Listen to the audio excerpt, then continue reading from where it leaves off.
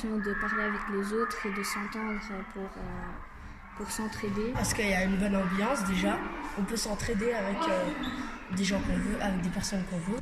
On n'a pas besoin d'apprendre tous ensemble, on peut travailler chacun de son côté, puis on partage ça avec d'autres. À la fin, on développe tout ça ensemble. Ceux qui ont compris vont expliquer aux autres qui n'ont pas compris. S'il y a un peu de mouvement en classe.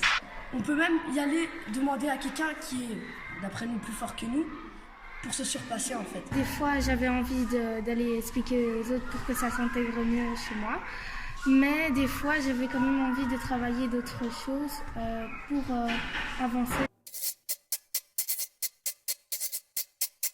Qu'ils travaillent plus en groupe qu'avant et qu'ils s'entraident, quand ils ont fini les exercices, ils constatent ses erreurs. On évolue d'une manière très très rapide, puisque chacun fait ce qu'il veut et il termine par ce qu'il veut.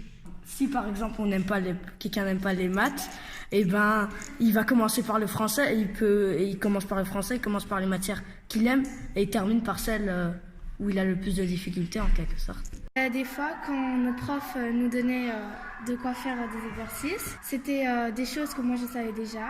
Alors ça me bloquait un peu et maintenant, comme je peux choisir les exercices que je veux faire, j'avance dans cette matière. Je fais ce que j'ai envie et ce que j'ai envie d'apprendre de plus sur les volumes parce que ça je ne savais pas faire avant et je l'ai appris beaucoup plus vite en m'expliquant et j'ai plus compris ce que j'expliquais. J'ai appris en faisant ce que moi j'aime faire et après en me focalisant sur ce que j'aimerais faire et que je ne connais pas.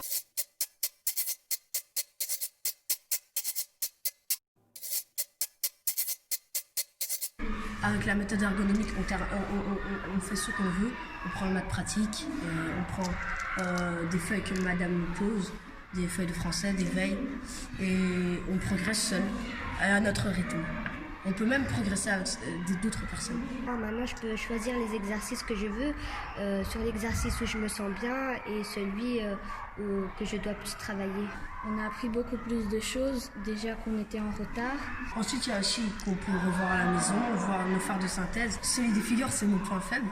Et j'ai tout terminé. J'ai tout terminé les exercices de celui des figures. Et ensuite, il y a nombre d'opérations où j'ai appris comment faire des x9, des x0,1, tout ça. Alors, il y a aussi traitement de données avec les partages que j'ai un petit peu compris. Parce qu'avant, on n'avait pas la peine de faire ça, l'intention de faire ça, prendre le phare de synthèse. C'est ça l'avantage de la méthode.